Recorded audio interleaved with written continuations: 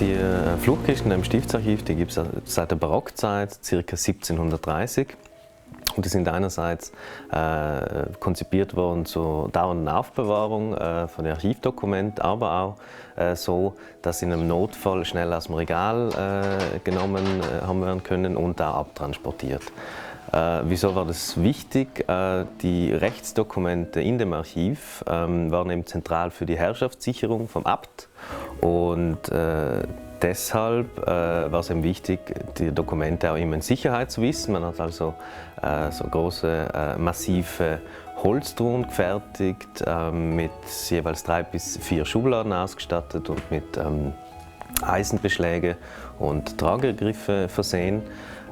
Und der wehrhafte Charakter durch diese Eisenbeschläge, der wird dann noch verstärkt durch den schwarzen Anstrich, die Kisten haben. Da wissen wir allerdings zum jetzigen Zeitpunkt noch nicht mit Sicherheit, ob der auch wirklich entstehungszeitlich ist.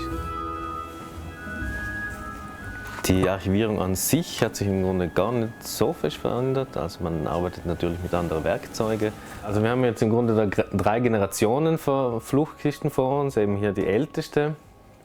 Dann das, was man da sieht, ist im Grunde die Nachfolgerversion aus den 70er Jahren, wo man eben dieses Fluchtkistensystem auch mit dieser Klappe um so aufbewahren zu können. Und dann gibt es noch eben diese dritte Generation, die neueste Generation von 2016 und die ist jetzt eben wirklich speziell adaptiert für die Bedürfnisse vom Bucharchiv.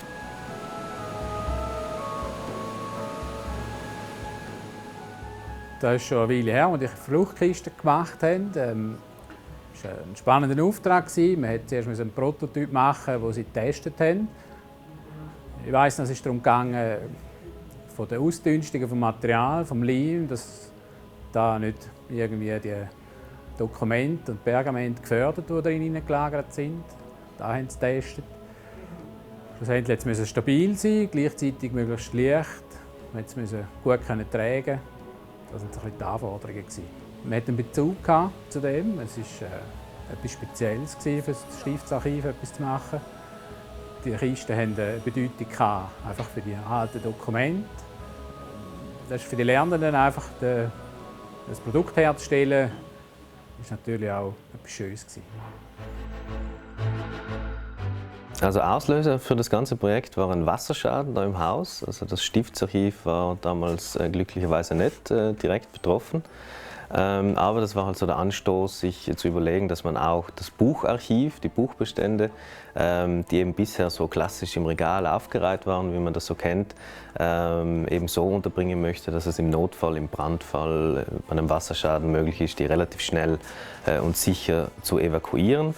Wir bewahren da im Stiftsarchiv Dokumente auf, die nicht nur von regionaler oder nationaler Bedeutung sind, sondern eben von globaler Bedeutung. Und das ist eine große Verantwortung und deswegen ist es auch wichtig, dass man das Schutzsysteme hat, um dieses Erbe angemessen zu bewahren. Und deswegen sind wir auch Weltkulturerbe.